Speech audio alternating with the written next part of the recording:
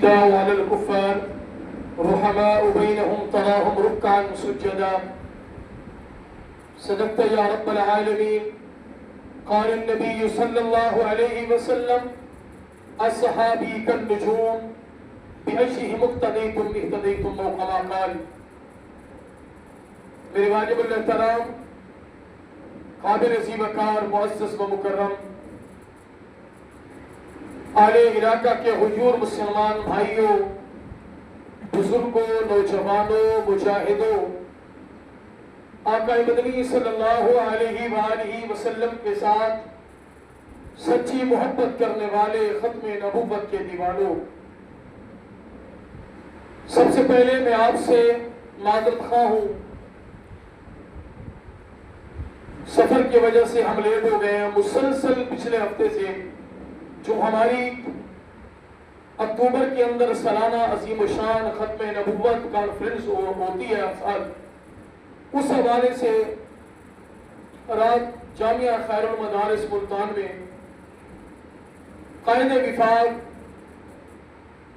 شیخ الحدیث حضرت مولانا قاری محمد حریف جلندری صاحب دعوت و برکاتہ العالیہ کے ساتھ میری ملاقات تھی، اور حضرت سے میں نے تاریخ لی اپنے مرکز ختم نبوت عمر بن خطاب کے سالانہ پروگرام کے لیے، اور ہمارے لیے یہ خوش نصیبی ہوگی کہ انشاءاللہ قائد وفاق حضرت مولانا قاری حریف جلندری صاحب ہمارے ٹنڈا محمد پناہ کی سرزمین پر تشریف لائیں گے. جب میں نے اپنے مرکز کا تذکرہ کیا تو حضرت نے ہمارے تہر والی کا تذکرہ کیا، اور حضرت نے میرے سامنے بیضاوی شریف کی شرح ہدیہ نعمانیہ میرے سامنے رکھی کہ ان شیخ کے علاقے میں پروگرام کروانا چاہتے ہیں کہ تہر والی اور ٹنڈا بالکل قریب قریب ہے. میں نے حضرت سے کہا بالکل ہمارے قریبی علاقہ تہر والی ہے. بڑے خوش ہوئے، اور ہمارے شہر اور آپ کے علاقے والوں کے لیے حضرت دعائیں کر رہے تھے. اللہ تعالی حضرت کو جزائے خیر عطا فرمائے. میرے واجب الاحترام بھائیوں، یہ مہینہ محرم الحرام کا مہینہ ہے، اور اس سے پہلے جو مہینہ گزرا ہے ذی الحجہ کا مہینہ ہے. یہ دونوں مہینے قربانی والے مہینے ہیں. ذی الحجہ کے مہینے کے اندر 18 ذی الحجہ کو آقا مدنی صلی اللہ علیہ وآلہ وسلم کے دور دعوت جناب سیدنا عثمان بن عفان رضی اللہ تعالی عنہ کی شہادت ہوئی ہے. 18 ذی الحجہ کو سیدنا عثمان غنی رضی اللہ تعالی عنہ، وہ ایسے عظیم شان انسان تھے. سیدنا عثمان غنی رضی اللہ تعالی عنہ ایسی شخصیت کا نام ہے. امی عائشہ صدیقہ رضی اللہ تعالی عنہ آپ فرماتی ہے کہ اللہ کے نبی گھر میں موجود ہے، میں بھی اللہ کے نبی کے ساتھ موجود ہوں. حضرت ابو بکر صدیق آئے، اللہ کے نبی سوئے رہے. حضرت فاروق اعظم آئے، اللہ کے نبی سوئے رہے. جب حضرت عثمان آئے، اللہ کے نبی اٹھ کر بیٹھ گئے، اور آپ نے اپنی پٹلی مبارک سے کپڑا اترا ہوا تھا، آپ نے کپڑے کو نیچے کیا. امی عائشہ صدیقہ رضی اللہ تعالیٰ عنہ فرماتی ہے میں نے عرض کیا یا رسول اللہ صلی اللہ علیہ وسلم، میرے ابا آئے آپ سوئے رہے، حضرت عمر فاروق آئے آپ سوئے رہے، حضرت عثمان آئے اور آپ اٹھ کر بیٹھ گئے. اللہ کے نبی نے فرمایا اے میری عائشہ، جس عثمان کے لیے اللہ اور اس کے فرشتے حیا کرتے ہیں، میں محمد رسول اللہ کیوں حیا نہ کروں؟ سیدنا عثمان غنی رضی اللہ تعالیٰ عنہ جب تاریخ کا مطالعہ کرتے ہیں دل خون کیا ہوتا ہے. تاریخ مجھے تو ایسے معلوم ہوتا ہے کتاب کے اوراق بھی رو رہے ہیں. سیدنا عثمان غنی رضی اللہ تعالیٰ عنہ پیغمبر اسلام کے دور داماد، جن کے گھر میں اللہ کے نبی کی 2 بیٹیاں تھیں، یتیم آپ دیگر حضرت ام کلثوم، حضرت رقیہ رضی اللہ تعالیٰ عنہ. یہ 2 بیٹیاں جب حضرت رقیہ رضی اللہ تعالیٰ عنہ بیمار تھی، اللہ کے نبی غزوہ بدر کے لیے صحابہ کو لے کر جا رہے تھے. حضرت عثمان غنی بھی تیار ہوئے. اللہ کے نبی نے فرمایا نہیں عثمان، آپ میری بیٹی کے ساتھ یہاں رہ جاؤ، اور جتنی اجر اللہ بدر میں لڑنے والے صحابہ کو عطا کرے گا وہی اجر اللہ عثمان آپ کو بھی عطا کرے گا. حضرت عثمان غنی رک گئے، اللہ کے نبی چلے گئے. کچھ ہی دن گزرے، حضرت رقیہ رضی اللہ تعالیٰ عنہ کی وفات ہو گئی. اللہ کے نبی جب واپس آئے کافی ماہ بعد، راستے میں پتہ چلا کہ آپ کے بیٹے رقیہ کی تو وفات ہو گئی ہے. آئے حضرت عثمان غنی رضی اللہ تعالیٰ عنہ کو گلے لگایا، رو پڑے۔ اللہ کے نبی نے فرمایا اے عثمان آپ مجھے اس قدر پسند ہو، اگر رب نے مجھے 100 بیٹی دی ہوتی میں یقین آپ دی گئے عثمان کے نکاح میں دے دیتا۔ کیسے عظیم الشان انسان ہے۔ حدیبیہ کے موقع پر صلح حدیبیہ مشہور ہے، سورہ فتح کے اندر لقد رضی اللہ عن المؤمنین اذ یبایعونک تحت الشجرہ، اللہ کے نبی نے حضرت عثمان غنی رضی اللہ تعالیٰ کو بھیجا مکہ کی طرف، جاؤ وہاں جا کر احوال معلوم کرو مکہ کے اندر۔ حضرت عثمان غنی رضی اللہ تعالیٰ صلح کا پیغام لے کر گئے، مکہ والوں نے آپ کو روک لیا، خبر پھیل گئی کہ ان لوگوں نے حضرت عثمان غنی رضی اللہ تعالیٰ کو شہید کر دیا۔ محبت دیکھو، اللہ کے نبی کی محبت دیکھو، عثمان صحابہ کی محبت۔ اللہ کے نبی نے 1400 صحابہ سے بیعت کی، لقد رضی اللہ عن المؤمنین اذ یبایعونک تحت الشجرہ، اللہ کو وہ بیعت ایسی پسند ہوئی کہ نیچے محمد رسول اللہ کا ہاتھ ہے، درمیان میں صحابہ کا ہاتھ ہے، اور اوپر اللہ کے نبی کا ہاتھ ہے۔ اللہ رب العزت نے اس کو قرآن بنا دیا۔ لقد تحقیق کے لیے ہے، اللہ نے فرمایا لقد رضی اللہ عن المؤمنین اذ یبایعونک تحت الشجرہ، البتہ تحقیق پکی بات ہے کہ اللہ راضی ہو گیا ان لوگوں سے جو درخت کے نیچے محمد رسول اللہ کے ہاتھ پر حضرت عثمان غنی کا بدلہ لینے کا، ان کے قتال اور ان کے خون کے بدلے کی بیعت کرا دی۔ یہ حضرت عثمان غنی کا مقام ہے۔ لیکن عبداللہ ابن سبا کے ٹولے نے، اس کی ذریت نے، جو آج اپنے چہرے پر تھپڑ مار رہے ہیں، جو گریبان پھاڑ رہے ہیں، ان بدبختوں نے حضرت عثمان کو گرفتار کیا، حضرت عثمان غنی رضی اللہ تعالیٰ کو گھر میں پابند سلاسل کر دیا، 40 دن ان کو بھوکا پیاسا رکھا، پانی بند کر دیا۔ حضرت عثمان غنی رضی اللہ تعالیٰ عنہ کو جب شہید کرنے کے لیے یہ آئے، حضرت عثمان غنی نے ان کو روکا، فرمانے لگے ظالمو تم مجھے مارنا چاہتے ہو، کلمہ تم بھی محمد رسول اللہ کا پڑھتے ہو، کلمہ میں بھی محمد رسول اللہ کا پڑھنے والا ہوں، کیا تم اس چیز کو بھول گئے ہو؟ کیا تمہیں پتہ نہیں ہے کہ میرے گھر میں پیغمبر اسلام کی 2 بیٹیاں تھی؟ کیا تمہیں یہ پتہ نہیں ہے میرے متعلق اللہ کے نبی نے فرمایا تھا کہ جتنی اجر اللہ بدر میں لڑنے والے صحابہ کو عطا کریں گے، عثمان تمہیں بھی وہی اجر عطا کریں گے؟ کیا تمہیں اس چیز کا علم نہیں ہے کہ اللہ کے نبی نے غزوہ تبوک کے موقع پر تعاون مانگا، عثمان نے مال گھر کا لا کے رکھ دیا؟ کیا تمہیں اس چیز کا پتہ نہیں ہے کہ یہ وہ عثمان ہے کہ حضرت علی کے حق مار میں عثمان نے اپنا روپیہ پیسہ خرچ کیا؟ آج تم اس عثمان غنی کو ایک گھونٹ پانی کا دینے کے لیے تیار نہیں ہو۔ اے ظالمو تمہیں وہ وقت بھول گیا ہے جب تمہیں یہودی ایک گھونٹ پانی بھی پینے کے لیے نہیں دیتے تھے۔ اسی عثمان نے مدینہ کے اندر یہودیوں کا بیر معونہ کنواں خرید کر مسلمانوں کے لیے وقف کر دیا ہے۔ آج عثمان کو ایک گھونٹ پانی بھی تو نہیں دیتے ہو۔ ایسے ظالم لوگ۔ بالآخر حضرت عثمان غنی رضی اللہ تعالیٰ عنہ پر سمائیوں نے حملہ کیا، آپ شہید ہو گئے، دنیا سے چلے گئے۔ قرآن جمعہ کا دن تھا، عصر کی نماز کا وقت تھا، آپ روزے کی حالت میں تھے۔ پہلے پارہ الف لام میم، پہلے سپارے کے آخری صفحے پر آیات ہے فَسَيَكْفِيكُهُمُ اللَّهُ وَهُوَ السَّمِيعُ الْعَلِيمُ، آپ یہ آیات پڑھ رہے تھے۔ مورخین نے لکھا ہے فلاں بندے کی شہادت کی فلاں چیز گواہی دے گی فلاں۔ اے عثمان آپ کا اسلام پر احسان ہے، قرآن پر احسان ہے، جامع القرآن ہے، آپ کی شہادت کی گواہی خود اللہ کا قرآن دیتا۔ آپ قرآن پڑھ رہے تھے، آپ کے جسم سے نکلا ہوا خون قرآن کی اس آیات پر لگا فَسَيَكْفِيكُهُمُ اللَّهُ۔ ابھی یہ ذو الحجہ کا مہینہ تھا، ذو الحجہ کے مہینے کی 27ویں تاریخ کو اسلام کے ستون جرنیل بہادر مراد پیغمبر خسر پیغمبر، جس کے لیے اللہ کے نبی نے کعبے کے خلاف کو پکڑ کر دعا مانگی، اے اللہ اسلام کی عزت کے لیے، اسلام کی بقا کے لیے، اسلام کی سربلندی کے لیے یا مجھے عمر بن خطاب عطا کر دے یا عمران بن ہشام دے دے۔ عمران بن ہشام ابو جہل کا نام ہے. علماء نے لکھا ہے کہ اللہ نے سیدنا فاروق اعظم کے حق میں رب نے ہدایت لکھی تھی. پہلا نام اللہ کے نبی نے عمر بن خطاب کا لیا تھا اور اللہ رب العزت نے سیدنا فاروق اعظم کو آئے قتل کی غرض سے تھے، لیکن اللہ کے نبی کی دعا قبول ہوئی، اللہ کے نبی کے غلام بن گئے.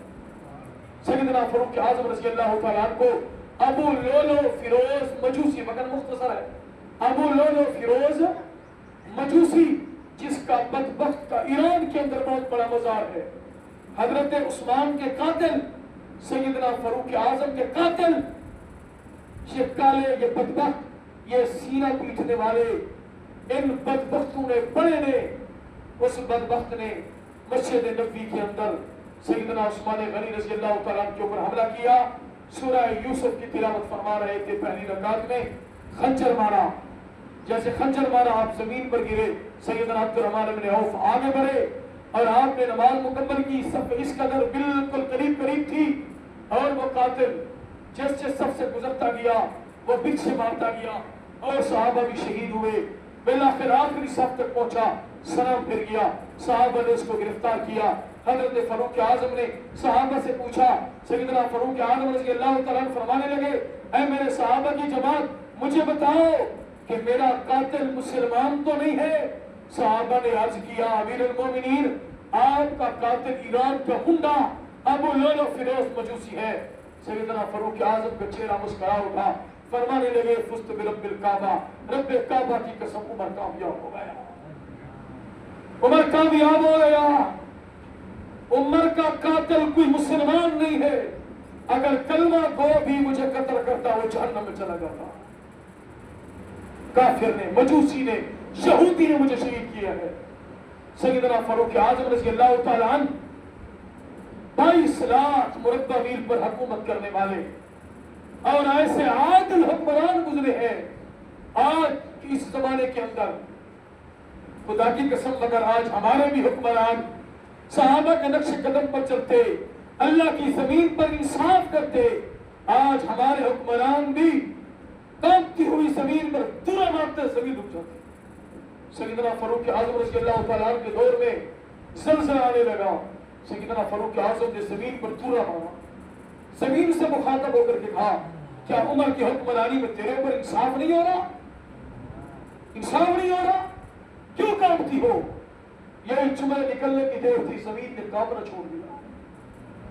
صحابہ دوڑتے ہوئے آئے، امیر المومنین آگ آ رہی ہے، گھروں کو چلا رہی ہے. امیر المومنین نے اپنے رومال کو یوں کیا، کر کے سامنے جلتی ہوئی آگ کی طرف ایسے مارا رومال.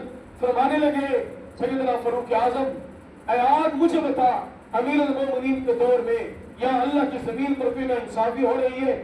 آگ بند ہو گئی. اور دریائے نیل کا واقعہ تو مشہور ہے کہ سال یا سال ایک لڑکی کو اس کے اندر ڈالتے وہ دریا چل پڑتا. سیدنا فاروق اعظم کا دور آیا، لوگ جمع ہوئے کہ امیر المومنین ہر سال زیور پہنا کر ایک نوجوان لڑکی کو اس میں ڈالتے ہیں، یہ چل پڑتا ہے. حضرت فاروق اعظم نے چٹھی لکھی، خط لکھا، اس کے اوپر بسم اللہ الرحمن الرحیم لکھا اور نیچے یہ جملے لکھے کہ چلنا ہے تو رب کے مرضی سے چل، نہیں چلنا تو عمر کو تیری کوئی ضرورت نہیں ہے. اور یہی لکا لکھ کر دیا اور وہی لکا لے کر جا کر انہوں نے دریا میں ڈالا. آج تک وہ دریا نہیں رکا، چل رہا ہے، چل رہا ہے. سیدنا فاروق اعظم رضی اللہ تعالیٰ عنہ وہ عظیم شان شخصیت ہے. اللہ کے نبی کے پاس حاضر ہوئے، آ کر رائے دینے لگے. رائے آپ نے رائے دی، طواف چل رہا ہے، بیت اللہ کا طواف کرتے کرتے مقام ابراہیم پر پہنچے. مقام ابراہیم وہاں پر پہنچے، اللہ کے نبی کے سامنے کھڑے ہو کر عرض کرنے لگے، یا رسول اللہ صلی اللہ علیہ وسلم، عمر کا دل چاہتا ہے مقام ابراہیم پر 2 رکعت نماز نفل پڑھے. عمر کا دل چاہتا ہے مقام ابراہیم پر 2 رکعت نماز نفل پڑھے. حضرت فاروق اعظم نے مشورہ دیا، رب تعالیٰ نے عمر کی تائید میں قرآن کو اتار دیا، قرآن اترایا، اے میرے محبوب آپ نفل پڑھیں. عمر کہہ رہا ہے، عمر کا مشورہ رب کو معلوم ہو گیا. سیدنا فاروق اعظم رضی اللہ تعالیٰ عنہ نے اللہ کے نبی کو مشورہ دیا کہ یا رسول اللہ صلی اللہ علیہ وسلم، آپ ازواج مطہرات کو حکم دیں، اپنی ازواج کو کیا کریں؟ ان کو حکم دیں یہ پردے کے بغیر باہر نہ نکلے، پردے کے بغیر باہر نہ نکلے، آپ ان کو حکم دیں۔ ابھی اللہ کے نبی خاموش ہو گئے، سیدنا فاروق اعظم فرمانے لگے میرا ایک مشورہ ہے کہ ازواج مطہرات بغیر پردے کے گھر سے باہر نہ نکلے۔ ابھی مشورہ دیا، اللہ کے نبی خاموش ہوئے، اللہ رب العزت نے عمر کے مشورے کی تائید پر قرآن کو اتارا، قرآن اترایا عمر کی تائید میں۔ اللہ کے نبی نے فاروق اعظم نے مشورہ لیا کہ بدر کے جو قیدی ہیں، بدر کے قیدیوں کو رہا کر دیا جائے یا قتل کر دیا جائے۔ سیدنا فاروق اعظم رضی اللہ تعالیٰ عنہ نے اللہ کے نبی کو مشورہ دیا کہ بدر کے اندر جو کفار قید ہوئے ہیں ان کو قتل کر دے۔ بعض صحابہ نے یہ مشورہ دیا، سیدنا ابو بکر صدیق نے کہ پیسے لے لو، فدیہ لے لو، کسی بعض صحابہ نے کچھ مشورہ دیا۔ سیدنا فاروق اعظم کا مشورہ رب کو پسند آیا، ابھی مشورہ دے رہے تھے، فوراً جبرائیل قرآن لے کر آئے اور سیدنا فاروق اعظم سے اللہ کے نبی نے فرمایا کہ عمر آپ نے مجھے مشورہ دیا ہے، رب نے اس کو بھی قرآن بنا دیا۔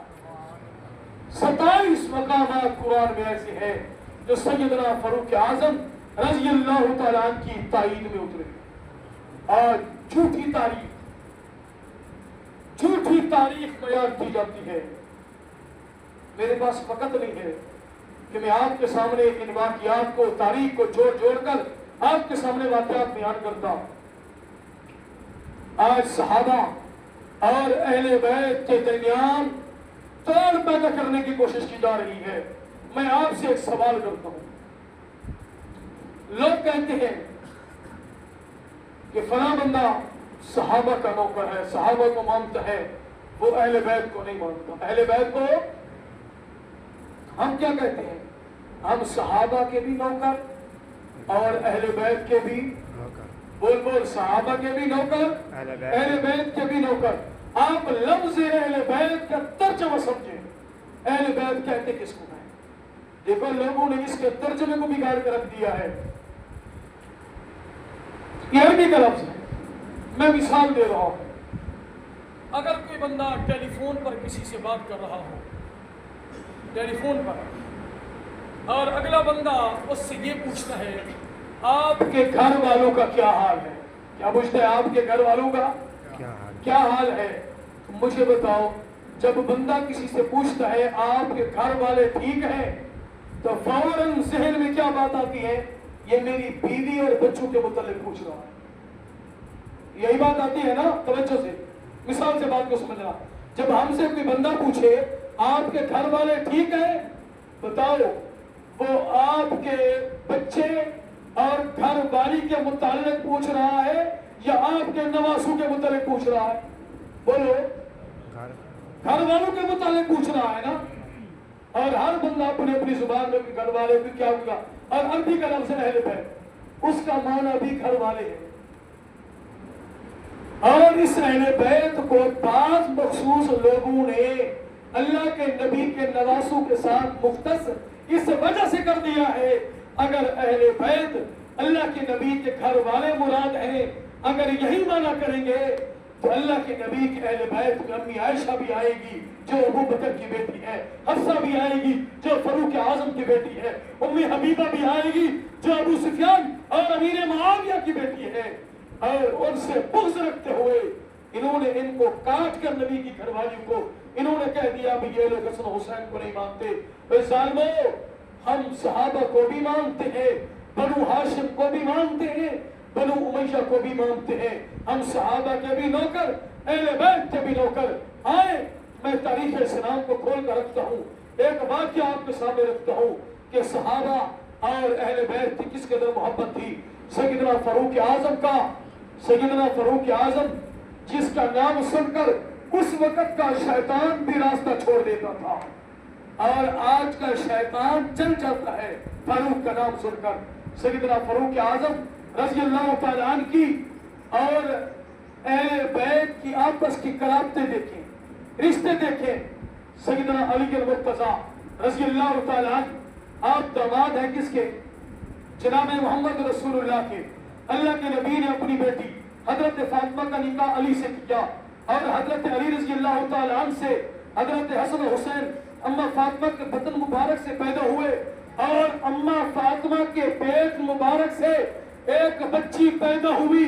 حضرت حسین کی وہ ہمشیرہ ہے، اللہ کے نبی کی نواسی ہے، جس کا نام ام کلثوم ہے، اور اس ام کلثوم کا نکاح سیدنا عمر بن خطاب سے ہوا اور حضرت عمر بن خطاب کا ام کلثوم کے پیٹ سے بیٹا پیدا ہوا جس کا نام ابو بکر تھا. اب سیدنا فاروق اعظم حضرت امام حسین کے کیا بنے؟ سیدنا فاروق اعظم پہلوی بنے. حضرت امام حسین کے اللہ کے نبی کی نواسی فاروق اعظم کے گھر میں ہے اور حضرت فاروق اعظم کی بیٹی اللہ کے نبی کے گھر میں ہے. اس قدر رشتے ہے. میں نے تاریخ میں بڑا عجیب واقعہ پڑھا ہے کہ حضرت فاروق اعظم رضی اللہ تعالیٰ گھر میں سوئے ہوئے ہیں، آپ آرام فرما رہے ہیں، آپ کا بیٹا پیر بچوں میں کھیل رہا تھا. حضرت عبداللہ آپ کا بیٹا کھیل رہا ہے بچوں میں، چھوٹے بچے ہیں اور حضرت امام حسین بھی بچے ہیں. اب بچے آپس میں کھیل رہے ہیں. کھیلتے ہوئے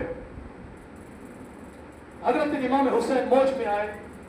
موج میں آ کر آپ کی زبان سے جملہ نکل گیا حضرت عبداللہ بن عمر کے سامنے کہ عمر ہمارا غلام ہے. عمر ہمارا بولو عمر ہمارا غلام ہے. یہ جملہ نکلا. حضرت عبداللہ بن عمر گھر گئے. اللہ کے نبی جناب فاروق اعظم رضی اللہ تعالیٰ عنہ سوئے ہوئے آرام ساتھ جا کر بیٹھ گئے. عرض کرنے لگے ابو جان ابھی ہم کھیل رہے تھے، امام حسین کھیلتے ہوئے موج میں آئے اور موج میں آ کر انہوں نے یہ فرمایا ہے عمر ہمارا غلام ہے، عمر ہمارا غلام ہے. سیدنا فاروق اعظم اٹھ کر بیٹھ گئے. فرمانے لگے حسین نے میرے متعلق کیا فرمایا ہے؟ عبداللہ دوبارہ بتاؤ. بیٹے سے کہہ رہے ہیں دوبارہ جملے بولو. بیٹے نے دوبارہ جملے بولے عمر ہمارا غلام ہے. پھر تیسری مرتبہ پوچھا بیٹے دوبارہ بتاؤ عمر کے متعلق امام حسین نے کیا فرمایا؟ جواب ملا امام حسین نے فرمایا عمر ہمارا غلام ہے. حضرت فاروق اعظم موج میں آئے. اہل بیت کی محبت میں آنکھوں سے آنسو ٹپک پڑے. فاروق اعظم نے فرمایا اے میرا بیٹا عبداللہ جاؤ حسین کے پاس جاؤ. حسین کو جا کر کہہ دو یہ جو میرے متعلق آپ نے جملے فرمائے ہیں ان کو کاغذ پر لکھ دو. ان کو کاغذ پر درود شریف پڑھو.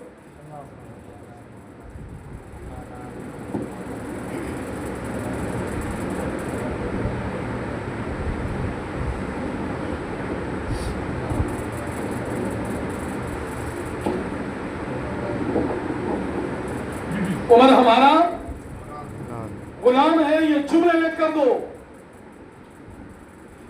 حضرت فاروق اعظم رضی اللہ تعالیٰ عنہ کا بیٹا عبداللہ بن عمر وہ آئے امام حسین کی خدمت میں. عرض کرنے لگے کل جب ہم کھیل رہے تھے آپ کی زبان سے جملے نکلے تھے کہ عمر ہمارا غلام ہے. میرے بابا کا حکم ہے یہ جملے لکھوا کر لاؤ.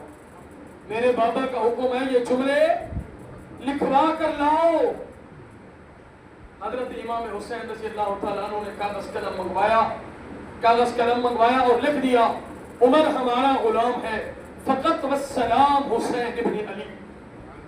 عمر ہمارا غلام ہے فقط والسلام حسین ابن علی. جب یہ کاغذ لے کر حضرت عبداللہ ابن عمر سیدنا فاروق اعظم کے پاس پہنچے. حضرت فاروق اعظم رضی اللہ تعالیٰ عنہ نے وہ جملے دیکھے وہ پڑھے آنکھوں سے آنسو ٹپک پڑے اور ان جملوں کو چوما آنکھوں سے لگایا. آنکھوں سے لگا کر سیدنا فاروق اعظم رضی اللہ تعالیٰ عنہ فرمانے لگے عبداللہ میں آپ کو وصیت کرتا ہوں کہ اس کاغذ کو اس رکے کو جب میں دنیا سے چلا جاؤں میری قبر میں رکھ دینا. کل قیامت والے دن جب میں اللہ کے حضور پیش ہوں گا اللہ مجھ سے پوچھیں گے عمر کیا لائے ہو تو عمر کے پاس اور تو کچھ نہیں ہوگا. عمر اللہ کے حضور یہ حجت قائم کرے گا کہ اے اللہ آپ کے پیارے نبی رحمت للعالمین پیغمبر محمد رسول اللہ کے گھرانے کی غلامی کرا دو۔ یہ محبت ہے صحابہ اور اہل بیت، صحابہ اور اہل بیت کی محبت ہے۔ حضرت امیر معاویہ سب کہہ دو رضی اللہ تعالی عنہ، حضرت علی رضی اللہ تعالی عنہ، آپس میں صحابہ کی آپس کے اندر کچھ ایسے معاملات ہوئے، جنگیں ہوئی، وہ بڑے تھے، وہ اکابر تھے، صحابہ تھے، ان کے آپس میں معاملات ہیں، اور کسی محرک کو یہ زیب نہیں دیتا، کسی کو یہ زیب نہیں دیتا، کسی صحابی کو حق پر کہے، کسی کو باغی کہے، کسی کو کچھ کہے، کسی کو کچھ کہے نہیں۔ جنہوں نے ایمان کی حالت میں اللہ کے نبی کو دیکھا ہے، اللہ کے نبی کے پیچھے نمازیں پڑھی ہیں، ہزاروں لاکھوں کتب ابدال اس صحابی رسول کی جوتے کی خاک کے برابر بھی نہیں ہو سکتا۔ یہ ہمارا ایمان ہے، کیونکہ صحابہ کے متعلق تو قرآن میں آ گیا رضی اللہ عنہم ورضوان، اللہ ان سے راضی وہ رب سے راضی ہو گئے۔ تو آپس میں اختلاف ہوا اور روم کے بادشاہ نے حضرت امیر معاویہ رضی اللہ تعالیٰ عنہ کو خط لکھا۔ خط یہ لکھا کہ علی کی فوج آپ سے لڑنا چاہتی ہے، میں علی کے خلاف میں خود لڑنا چاہتا ہوں، اور میں اکیلا نہیں چاہتا، آپ کو میں اپنے ساتھ ملاتا ہوں، کیونکہ وہ آپ کے بھی مخالف ہے، میرا بھی مخالف ہے، ہم دونوں ساتھ مل کر علی پر اور اس کی فوج پر حملہ کر دیں گے۔